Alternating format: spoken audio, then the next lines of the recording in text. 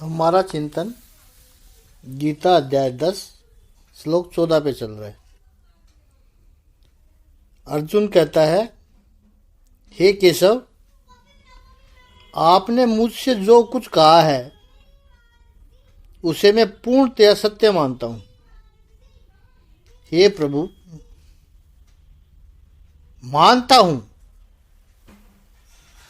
न तो आपको देवतागण जान सकते हैं और न ही असुरगण ही आपके स्वरूप को समझ सकते हैं। तो मैं तो मात्र इंसान हूं, मैं भी क्या समझूंगा। लेकिन आप कहते हो तो मैं मान लेता हूं। उस दृष्टि से देखें तो इस 14वें श्लोक में अर्जुन बहुत ही पॉलिटिकल बात कर रहा है। वो एकदम नाप तोल का स्टेटमेंट दे रहा है। देखिए आप, सर्वमेत हुतमन्ये यन्माम वदसि केशव। हे केशव, ये जो आपने 12 और 13 श्लोक में मैंने जो आपके बारे में सुना, बड़े बड़े शब्द जो ऋषि मुनि भी कहते हैं और आप स्वयं भी कहते हैं, उनको सबको मैं सत्य मानता हूं। तो प्रभु आप कहते हैं तो मैं मान लेता हूं कि वो होगा। देखिए आप, ये पॉलिटिकल स्टेटमेंट ही इसको कह सकते हैं। मैं स्वीकार करता नहीं हूं, लेकिन आप कहते हो, ऋषि मुनि कहते हैं तो मैं मान लेता हूं कि वो होगा।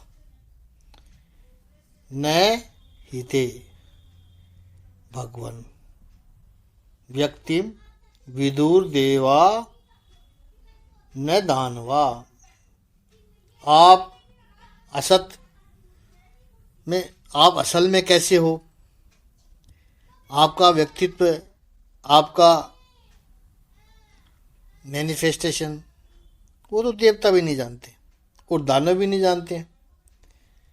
देव और दानव एग्जैक्टली अपोजिट मेंटेलिटी है। 180 डिग्री पर दोनों खड़े हैं एक दूसरे से। तो न देव जानते हैं न दानव जानते हैं। तो अर्जुन कहता है, मैं तो दानव हूं, मैं कैसे जान सकता हूं। तो मैं भी नहीं जानता हूं, आप कह रहे हो तो मान लेता हूं। तो इन दो शब्दों पर चिंतन करना है हमें। कल भी हमने थोड़ा सा चिंतन किया, मानना और जानना। हमारा जीवन विशेष करके धर्म के क्षेत्र में, अध्यात्म के क्षेत्र में, प्रिय स्वजनों, मानने पर चलता है, जानने पर नहीं चलता है। और आध्यात्मिक की अनुभूति, धर्म का साधल्य मानने में नहीं है, जानने से है। और ये पूरी यात्रा ही मानने से जानने तक की यात्रा है। हम मानने के क्षेत्र से बाहर निकलते ही नहीं है। इसलिए जानने का जो अनुभव है, जानने का जो आनंद है, जानने की जो पूर्णता है, द ब्लिस, द एक्टेसी, परमानंद, उससे हम वंचित रह जाते हैं। हमेशा धर्म हमारे लिए केवल एक मानने का विषय रह जाता है। It is our belief, it is not our experience. और धर्म की पूर्णता, धर्म की सार्थकता इसमें है कि वो हमारा अनुभव बने। अर्जुन कहते हैं, ये मैं मानता हूं, जान तो कोई भी नहीं सकता है। अब देखिए, हमने कहा न कि ये पॉलिटिकल स्टेटमेंट है। न देवता जानते हैं और न ही दानव जानते हैं। तो उसने एक तरह से यही कह दिया कि फिर मैं कैसे जान सकता हूं, मैं कैसे जानूं। स्पष्ट नहीं कहा उसने कि मैं नहीं जानता। जैसे लोग कहते हैं कि अब इसके बारे में तो किसको पता हो सकता है, तो मुझे भी पता नहीं है। पॉलिटिकल लोग ऐसे स्टेटमेंट देते हैं। मानता हूं, और मानता क्यों हूं? क्योंकि आप कहते हो। प्रिय सज्जनों, इस अगले जो एतत् ऋतम शब्द को समझना पड़ेगा। इससे अगला जो एक, ये रीत क्या है? भारतीय संस्कृति में ये रीत बहुत बड़ी बात है। वेदांत रीत की बहुत बड़ी महिमा करता है, बहुत बड़ी महिमा हुई है रीत की। तो हमें दो शब्दों को समझना होगा, रीत और सत्यम। इसको भी कई बार लोग समानार्थी समझते हैं, सिनोनिमस ही समझते हैं। रीत एक है, उसको अनेक तरह से कहा जाता है। अंतर समझिए दोनों में, सत्य और रीत शब्द का सत्य अंतर समझिए। सत्य वो होता है जो स्थल कालातीत है, स्थल काल से अबाधित है। कहीं भी आप जाओ, केवल भारतवर्ष में नहीं, विश्व भर में भी नहीं, पृथ्वी पर भी नहीं, समग्र ब्रह्मांड में कहीं भी आप जाओ, जो कभी बदलेगा नहीं, वो सत्य है। किसी भी समय में जाओ, पास्ट, प्रेजेंट और फ्यूचर में भी, जो बदलेगा नहीं, उसे सत्य कहते हैं। और सृष्टि के जो नियम है उसे रीत कहते हैं। जैसे गुरुत्वाकर्षण है धरती का, वो रीत है, क्योंकि वो आपके बिलीफ में, आपकी मान्यता पे, आपके तर्क वितर्क पे कोई आधार ही नहीं रखता है। आप मानो या न मानो, वो है। जबकि उसे आप मानते हो या नहीं मानते हो, उस पर आधार भी नहीं रखता है वो। This is how the existence operate, उसको रीत कहते हैं। ऊपर से कोई वस्तु आएगी तो वो नीचे ही आएगी। पेड़ से यदि फल टूटेगा तो वो नीचे ही आएगा। ये अस्तित्व का नियम है। कोई कहे कि मैं गुरुत्वाकर्षण को नहीं मानता, नहीं मानता तो नारियल के पेड़ पर चढ़कर देख ले और कूद, पता चल जाएगा ऊपर जाता है कि नीचे आता है, कहाँ जाता है, तू नीचे ही आएगा। तो अस्तित्व के जो नियम है वो रीत है।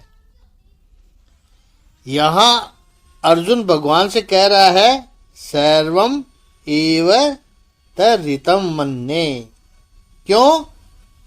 क्योंकि आप सृष्टि के सर्जक हो। You are the creator, you are the sustainer. इसलिए ये अस्तित्व कैसे ऑपरेट करता है वो आपसे बेहतर कौन जान सकता है। प्रभु हमें मानना पड़ता है, जानने वाले आप हो। क्यों? अब देखिए एक इंटरेस्टिंग बात, भगवान की लीला जो हम कहते हैं वो डिवाइन है, डिवाइन प्ले है। कन्हैया ने मक्खन चुराया, चीर हरण किया, रास रचाया, बड़ी अच्छी सुंदर बात है, बड़ी ही मधुर बातें हैं।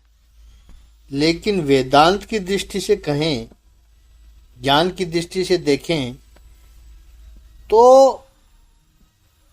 परमात्मा की परमोच्च लीला क्या है, सर्वोत्कृष्ट लीला वो क्या है? ईश्वर तत्व की बात कर रहे हैं। कोई अवतार विषय की बात नहीं कर रहे हैं। ईश्वर तत्व की जो लीला है वो क्या है? परमात्मा की लीला, परमात्मा का सामर्थ्य यह है कि वो जो भी करते हैं वो सीधे सीधे नहीं करते हैं, किसी न किसी के निमित्त के द्वारा करते हैं।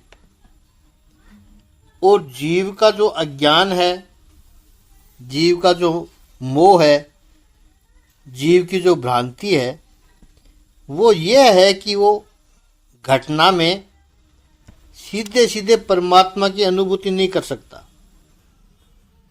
वो किसी और को निमित्त बना देता है। क्यों बना देता है? क्योंकि परमात्मा किसी और को निमित्त बना देता है। इसको एक दृष्टांत से समझते हैं इस बात को कि रीत जो सृष्टि का सिद्धांत है वो क्या है? गुरुत्वाकर्षण तो बहुत ही छोटी सी बात थी, उसका तो छोटा सा उदाहरण है। गीता का सिद्धांत है कि जो जैसा कर्म करेगा उसको वैसा ही फल मिलेगा। ठीक है, मान लिया। कर्मण्येवाधिकारस्ते मा फलेषु कदाचन, ये रीत है। This is how the existence operate.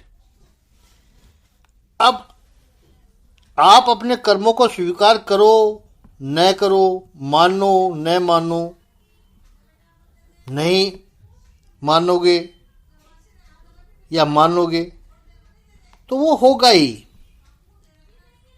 ऐसा नहीं किया कभी तो कर्म किया है तो उस कर्म का फल तो मिलेगा, उसका परिणाम तो आएगा। मानो या न मानो वो अलग बात है, लेकिन परिणाम जरूर आएगा। ये एग्जिस्टेंस का नियम है और भुगतना भी पड़ेगा। This is how the existence operate. इसलिए कई बार जीवन में होता है ऐसा कि हम सोचते हैं कि ऐसा क्यों हुआ मेरे साथ, लेकिन हो रहा है। यह रीत है। अब कर्म का परिणाम देना है, ये बहुत ही सिंपल दृष्टांत बता रहे हैं आपको कि जैसे कोई हमने ऐसा कर्म किया जिसकी वजह से शारीरिक पीड़ा भुगतनी है। कर्म कौन सा छोड़ दो, एक बार शारीरिक पीड़ा भुगतनी है। कोई कर्म का परिणाम है जिससे हमें शारीरिक पीड़ा भुगतनी है। तो अब भगवान की लीला क्या है इस संसार में कि भगवान शारीरिक पीड़ा डायरेक्ट नहीं देते हैं। ईश्वर आकर नहीं देगा कि ये पीड़ा पकड़। भगवान क्या करता है, जैसे अभी जो चल रहा है, गर्मियाँ शुरू होती तो चलता है, कोई बीमार हुआ, 2-4 दिन बुखार रहा, ज्वर रहा, डॉक्टर कहेगा रिपोर्ट निकालो, पता चला डेंगू हो गया। तब डेंगू का उपचार करते हैं, ट्रीटमेंट करते हैं, डॉक्टर लगे हुए हैं। तो परमात्मा डॉक्टर के माध्यम से इलाज करता है। भगवान डायरेक्ट कुछ भी नहीं करता। लोग आपसे मिलने आएंगे, क्या हुआ पूछेंगे, आप कहोगे डेंगू हो गया। कैसे हो गया पता नहीं, शायद नवरात्रों में डांडिया खेलते समय किसी मच्छर ने काट लिया होगा। तो आपने निमित्त बनाया मच्छर को, पीड़ा क्यों हुई? डेंगू से। ऐसा कोई नहीं सोचता कि मेरे कर्म कुछ ऐसे थे, 15 दिन घर में रहना था, ये पीड़ा भुगतनी थी, तो हम अपने कर्म तक नहीं जा सकते। ये कनेक्शन कि पीड़ा और कर्म ये रीत है। यदि कर्म नहीं होते तो पीड़ा भी नहीं होती। लेकिन पीड़ा आई है तो कर्म की वजह से। भगवान ने क्या किया, बस एक मीडियम डाल दिया बीच में, मच्छर, डेंगू बीमारी। इसको कहते हैं प्रभु की लीला। दूसरे शब्दों में कहें तो इसको कहते हैं प्रभु की माया। वो स्वयं दिखाई नहीं पड़ता, माया का एक पर्दा आ जाता है बीच में। निमित्त हम किसी को दूसरे को बना देते हैं। जैसे दुख में है वैसे सुख में भी होता है। अच्छा कोई कर्म किया है होगा, हम बुरे कर्म ही थोड़े करते रहते हैं। हम तो अच्छे आदमी हैं, अच्छे कर्म ही करते हैं। तो अच्छा कर्म किया तो आपको कुछ सुख मिलना चाहिए। लड्डू अच्छा लगता है आपको, भोजन में लड्डू आया, स्वादिष्ट शुद्ध घी का गणेश जी वाले एक एक पाव वाले लड्डू आपने खाया, वाह आनंद आ गया। यह आनंद, यह सुख क्यों मिला? वस्तुतः रीत के हिसाब से, सृष्टि के सिद्धांत के हिसाब से मिलता है, अस्तित्व के नियम के हिसाब से मिला। आपने कोई पुण्य कर्म किया, कोई अच्छा कर्म किया है, जिसके परिणाम से आपको ये सुख मिलना है। लेकिन सुख का पैकेट भगवान आकर सीधा आपके हाथ में नहीं देते हैं, निमित्त बनाते हैं। क्या निमित्त बनाया? लड्डू को निमित्त बनाया, तो लड्डू से सुख मिला। घर वाले ने अच्छे लड्डू बनाया, उससे सुख मिला। ये माया बीच में डाल दी, प्रभु ने रख दी। ये याद नहीं आएगा कि मेरा कोई अच्छा कर्म है, उसके परिणाम से मुझे सुख प्राप्त हुआ है, या परमात्मा की कृपा से मुझे सुख मिला है। बीच में ये बीच के सारे फिल्टर जिसने अपने हटा दिए और सीधे दुख का कारण क्या है? मेरे कर्म है। और ईश्वर रीत, सुख का कारण क्या है? मेरे कर्म है और ईश्वर की कृपा है। ये ज्ञान है। संसार क्या है? संसार ये मेरे कर्म या ईश्वर तक पहुंचता ही नहीं है। संसार दुख का कारण डेंगू को कहेगा, संसार सुख के कारण को लड्डू का बताएगा, कहेगा ये लड्डू से सुख प्राप्त हुआ। ये संसार है। तो जिस क्षण आप इस व्यवधान को, इस माया के हर्डल को, माया का पर्दा और कुछ नहीं है। ऐसा नहीं है कि कोई स्त्री आपको बार बार पकड़ती है या खींचती है, वो माया है। वो माया नहीं है। माया यही है कि इस पर्दे के कारण हम ईश्वर तक, ईश्वर की अनुभूति तक, ईश्वर के हाथ तक नहीं पहुंच पाते, किसी और को बना देते हैं निमित्त। दुख का कारण डेंगू को माना, सुख का कारण लड्डू को माना। सच पूछो तो सुख और दुख का कारण क्या था? कर्म थे, रीत था, ईश्वर था। मेरे कर्म और कर्म का नियंता ईश्वर है। अगर कर्म भी ऐसे न होते तो 10 डेंगू के मच्छर काट जाए, कुछ नहीं होगा, और लोगों को भी काटा होगा उसने। इसमें भी हम ह्यूमैनिटी को श्रेय देंगे, कर्मों की तरफ हम जाते ही नहीं है। व्यक्ति किसी न किसी दूसरे को बीच में रख लेता है। इस फिल्टर को हटाना वो है जानना। और जब तक ये फिल्टर है तब तक मानते रहना चाहिए। अर्जुन कहता है सर्वम मेत धृतम मन्ये। जानने की बात नहीं करता है, मानने की बात करता है। मानना सुनकर होता है और मानना उधार होता है, मानना डायरेक्ट होता है, मानना परोक्ष होता है। इस पर आगे और चिंतन कल करेंगे। आज इतना ही। ओम श्री सच्चिदानंद भगवान की जय। ओम श्री आनंद कंद भगवान की जय।